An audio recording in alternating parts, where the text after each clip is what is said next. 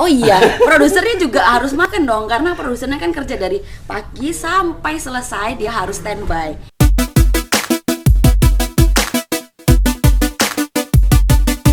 Oke, saya Elisa di sini kerja sebagai produser. Jadi produser itu salah satu tugasnya adalah membuat budgeting produksi ya. Hari ini kita akan membahas tentang budgeting produksi ya. Iya, Bu. Produksi ada anggarannya apa enggak? Jelas ada. Gunanya produser di sini kita tuh harus budgeting. Kita harus tahu dulu brief jelas dari agensi. Biasanya yang di budgeting itu adalah talent, wardrobe, make up, makanan, mau seperti apa, pakai studio atau di lokasi, terus mau pakai kamera, mau pakai lampunya apa, itu yang di budgeting.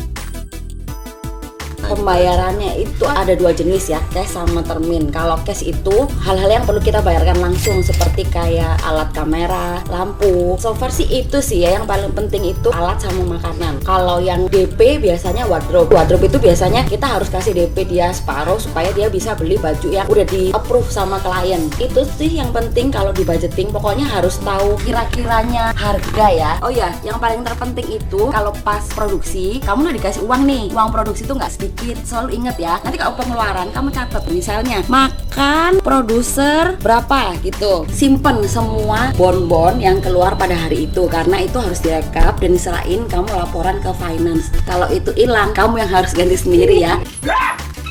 Udah sih kayaknya kalau budgeting waktu produksi sih something shit happen ya. Jadi kamu nggak bakal tahu alat itu tuh tiba-tiba di tengah-tengah rusak, terus kamu harus ganti. Rusak itu bisa karena kita atau karena kameranya error kah atau apakah. Jadi budgeting tuh perlu ya.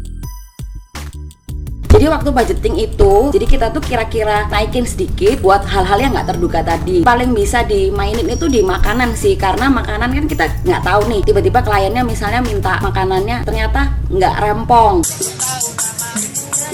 Nilainya tuh yang di bawah budget. Jadi kita kan masih punya sisa. Nah biasanya sisa itu tuh kita pakai buat hal-hal yang nggak terduga itu. Kayak seperti ini nih, kita mau ngambil stok lagi. Terus dia asistennya mau minta lensa. Uangnya dari mana? Uang sisa yang ada di produksi. Seperti itu ya. Jadi biasanya si finance itu akan mentransfer kita. Nih, uang produksi itu banyak nih. Banyak uang produksi. Jadi kamu harus pinter-pinter ngatur. Kalau misalnya sisa, kamu bisa hambur-hambur seperti ini. Oke?